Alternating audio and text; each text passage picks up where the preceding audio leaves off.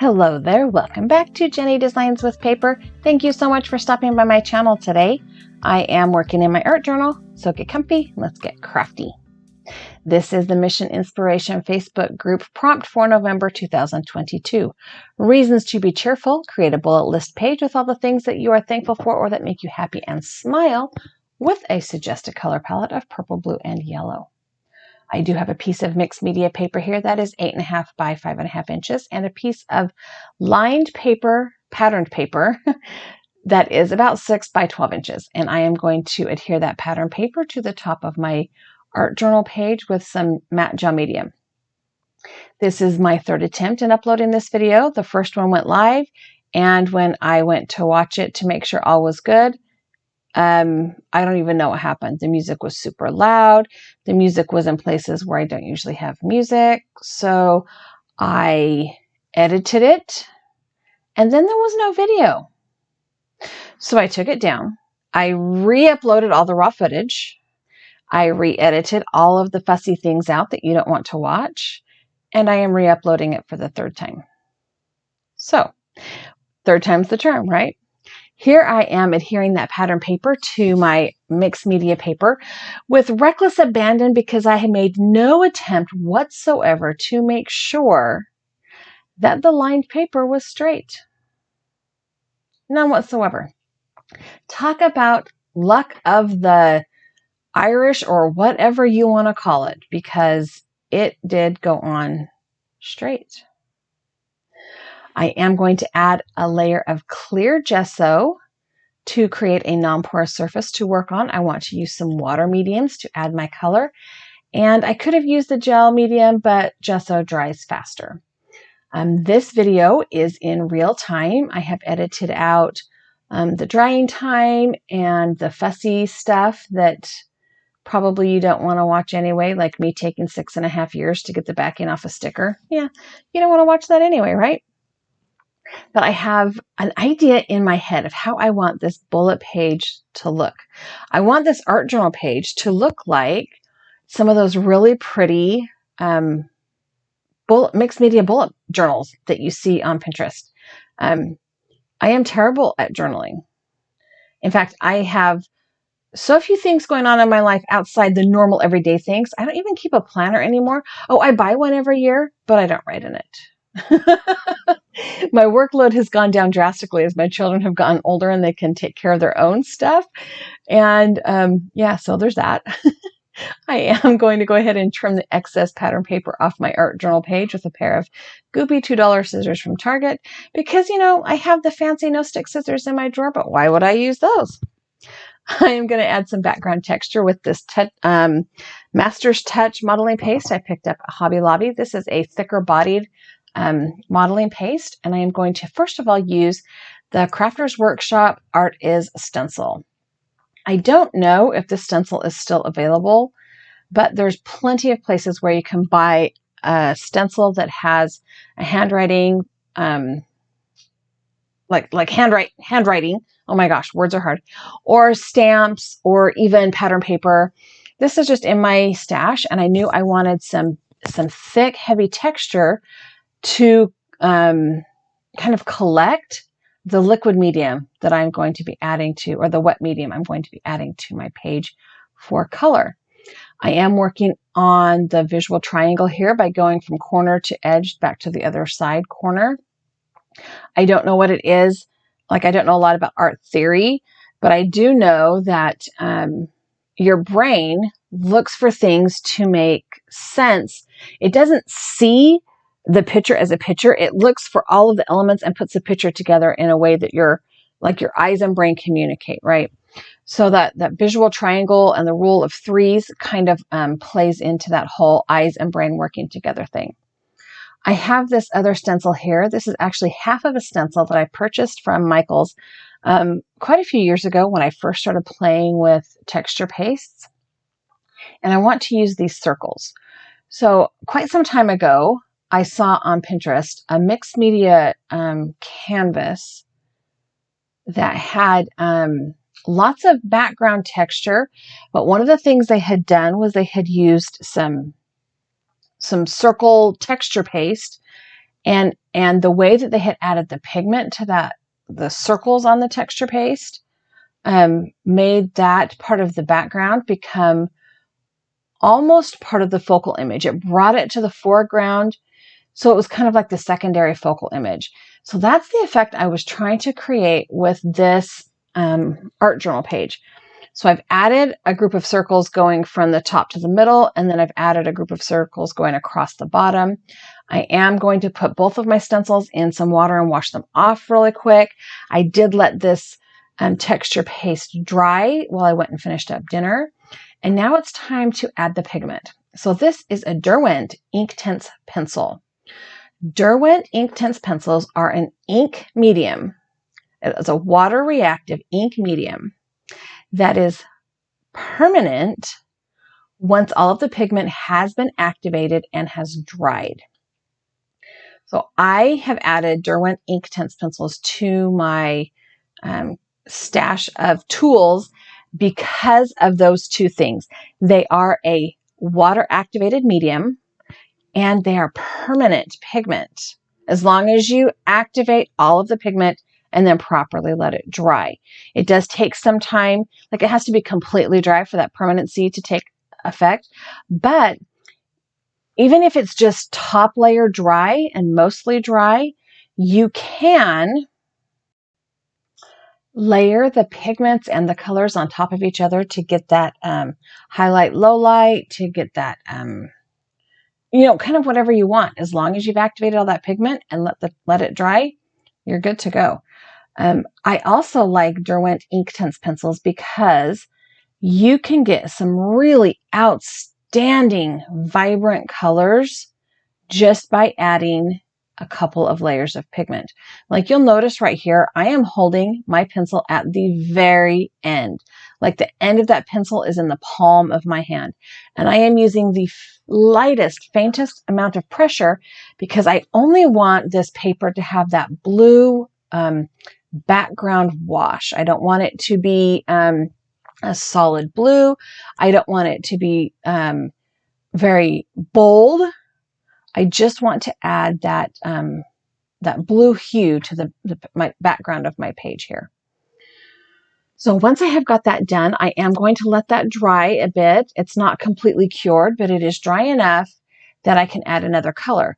I also needed to let it dry because adding water to that texture paste kind of softened up that water paste. The texture paste. I pulled out a purple pencil and I noticed as I was going over the texture paste that because it had gotten soft with the last dose of water, that the pencil was kind of crumbling it away. So instead of just coloring over the page with the purple pencil, I did the tip to tip technique where I took my wet paintbrush and just picked the pigment up right off of the pencil. And you can see here that it is a nice, bold, bright pigment. So my goal with this purple is to create a very almost funnel cloud looking foggy puddle of color. I'm not trying to color the entire page. In fact, I initially didn't even intend for those two spots of color to touch, but then as I was activating all the pigment, it got bigger and bigger, and yeah, well, it happens. One of the things I want to do is emphasize those circles with the purple. So I am going over the scripty texture paste a little bit, but mostly I'm focusing on the circles. Now, my initial thought was to just take my pencil and outline one side of the circle or outline the circle rather, the outside of the circle, and then bring my paintbrush in and reactivate that pigment, kind of darken it up, but keep it focused right around that circle. And it was going pretty well. It wasn't exactly what I was thinking, and that was partly because, again, that texture paste has gotten soft, so I was having to stop and clean up the nib of my brush on my rag or on my craft mat.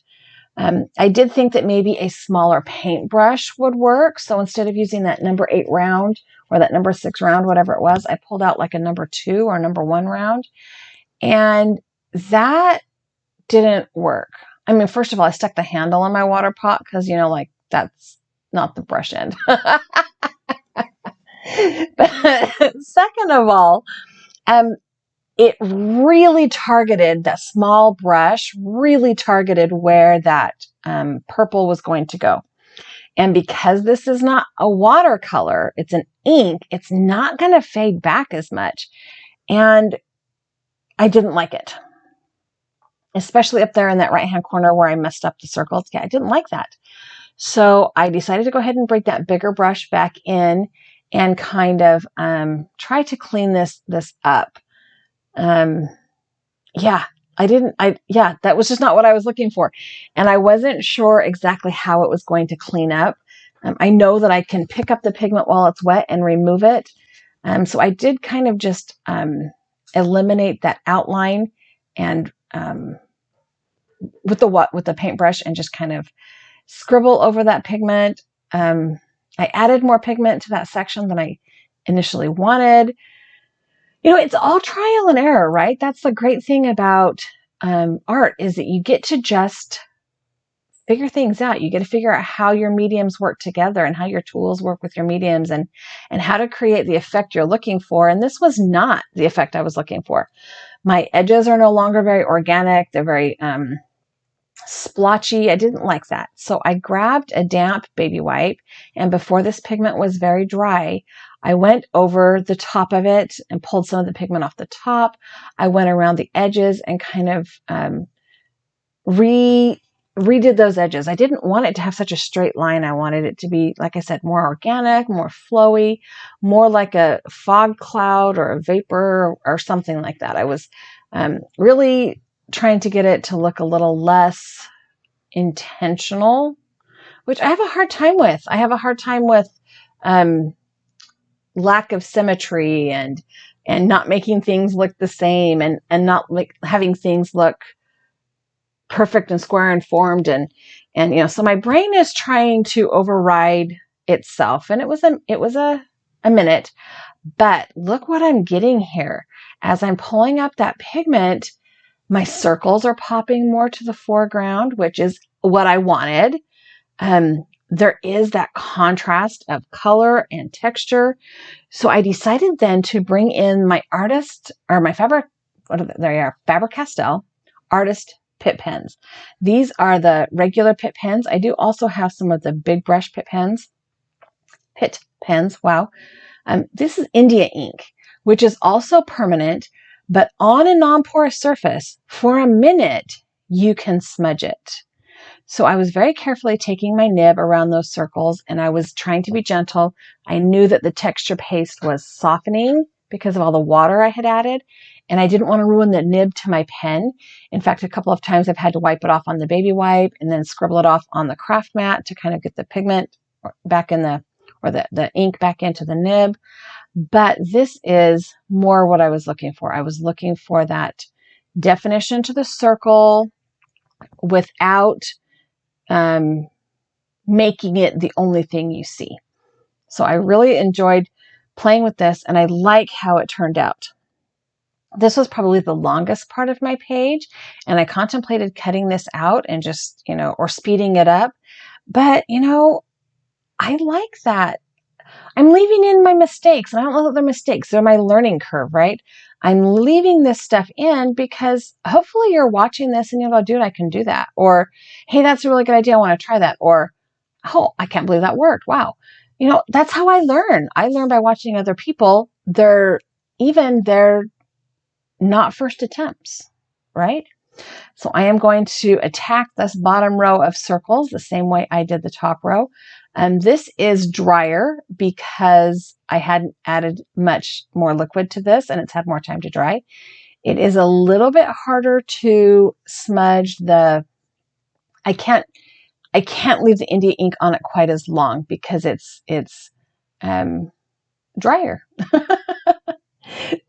I have to put a little bit on at a time and go over maybe like a fourth of the circle instead of the whole half of the circle. I do have to have a slightly wetter finger or use the actual baby wipe to remove the parts I don't want and to smear out that ink. But All in all, it turned out just like I had hoped. I had wanted that purple cloud, kind of like a smoke or a vapor cloudy background with those circles kind of popping through.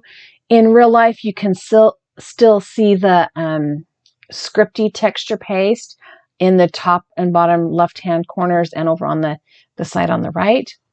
But now it's time to add my ephemera. So I went through my stuff and pulled out all the purples and yellows. I have these sticker sheets that have purple and yellow flowers. I have some purple and yellow washi tape. I did think about using that bird. And then I have like this seed packet, kind of, sort of. I've got stickers. I've got vellum ephemera pieces that I thought were stickers, but aren't. They're just little images printed on acetate instead of on sticker paper. I found a couple of yellow labels and tags. I did decide not to use any of the purple ephemera that I pulled out because that ink from the pencil turned out so beautifully. So I am going to start with my ephemera pieces. I'm going to adhere them with this new to me product. This is the Yoo-Hoo craft stick. Glue stick. So the cap screws on, which I'm liking because, you know, if you've got kids or you've ever seen a glue stick, you know, they dry out faster than, I don't know, mud in the desert. But I have seen these used on other people's channels and I thought, why not? I saw them. They popped up on my Amazon thing. She might like this. And so I decided to try them out. So the first piece of ephemera I'm sticking down is this faux seed packet. It looks a little bit like a square of scrap paper or something. It was in my ephemera pack that, I don't know, I think I mentioned this in one video before, but a couple months ago, I went ephemera nuts on Amazon and bought a whole bunch of stuff. Like I don't have stuff already, right? Like I don't have all the things I need to use. But I saw everybody making these small notebook art journal pages and thought, oh, I want to do that, and bought all the ephemera. And guess how many of those pages I've made? Yeah, none. Okay, so this is one of those acetate flower images. I thought it was a sticker. It's totally not, but that's okay because it just slides right between my pieces of ephemera. Easy peasy lemon squeezy. The glue sticks to the back of it. Like when I look at the page now, it seems to be fine. Like everything's working out.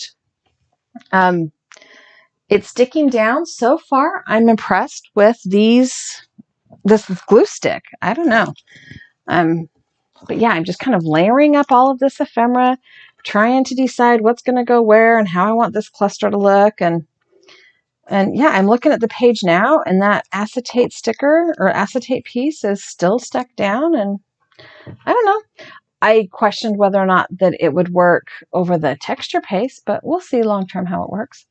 So this sunflower is a sticker. It's a sticker that's printed on kind of an translucent paper, kind of like a rice paper or a napkin.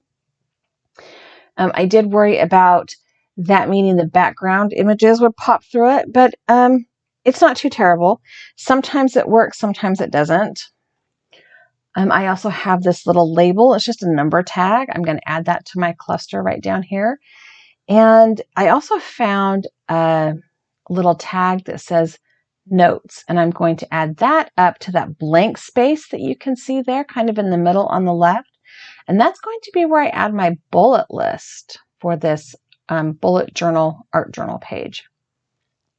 So it did take me a minute to get that little number plate to stick down because I was overlaying it on top of the acetate, and it didn't want to, I had to hold it still until the glue, cured, or whatever the right word is there. So that's the little nameplate or little label plate that says notes. I decided to stop except for the bird. I'm still deciding whether or not I want to put this bird on, and I decided I just need to cut it out, do a rough cut around it and cut it out and see if it will even fit or if it will overshadow everything. I want to put it on like it's sitting on top of that seed package. And once I had it rough cut out, I figured, okay, that's going to fit perfect. It's not going to be too obtrusive or anything. I did need to cut it closer to the edge. It is a sticker, but it's another one of those stickers that is printed on that kind of translucent rice paper kind of paper. if I had put it down on a plain white background, you would never know. You wouldn't see the edge, right? And the only concern with that is my background going to bleed through it? So I got the bird down on my seed packet, and then without paying attention to his tail, I was like, dang, he's hanging over. I was able, because there has been some time between the pigment and the circles and putting the ephemera on, because, feeding the kids and all that stuff. I was able to move him without damaging the art journal page. And he is a sticker, so I didn't have to worry about adhesive. I decided to pull out my purple washi tape because this art journal page is a bullet journal, right? Lots of the bullet journals that I have seen have washi tape elements in there, on them. I don't know what the right word is, on them. So I decided to put the washi tape down on the corners of this faux seed packet and make it look kind of bullet journal-y. So I have all of my colors. I have the yellow, the blue, and the purple, and now it's time to add the actual bullet list. Now, I could probably have filled up this whole page front and back, but I decided to go with the top 5 or 6 things, the first things that came to mind. So underneath my little notes label, I underlined it because in real life, that's what I would do. And I started making a list. And the first thing on my list, of course, I wrote family. I am from a large family. My husband is from a large family. We have a large family. We also have friends that we call family because we have acquired them. I actually have an acquired child, and her husband and child I have an acquired granddaughter. We just tend to collect family. The second thing I wrote on my list is crafting, because I need my craft space. I need my craft time. And then I added chocolate because chocolate needs no explanation. And then I realized I had skipped friends, and instead of adding it at the bottom, I decided to put it up there on the same line as family because the aforementioned acquiring family. And then I added fall colors because I live in a part of the world where autumn is beautiful. And I added Christmas because the only good thing about winter where I live is that Christmas isn't it.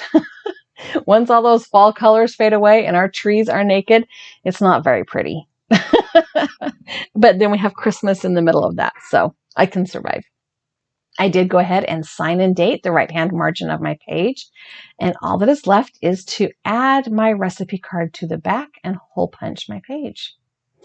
So I am going to flip this over, grab my recipe card and my ATG gun. I don't know why I didn't just grab that glue stick that's sitting right there, but habit, creature of habit. I'm going to put some double-sided adhesive down on the back of this paper.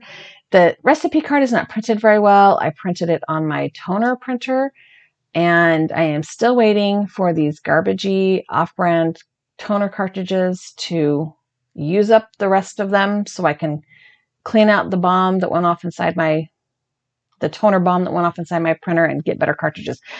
But when you want them to use up fast, they really don't. Anyway, complete digression from the art journal page. That's why this does not look pretty. But the front looks pretty. I do have a close-up of my bullet list and my bird here on my art journal page. I hope you enjoyed watching this real time. Let me know down below. Thank you so much for stopping by my channel today. I do have a couple of other videos here I think you would enjoy, as well as a subscribe button. If you have not yet subscribed to my channel, I would love it if you did. Leave me a comment, leave me a thumbs up, and have a really fabulous, crafty kind of day.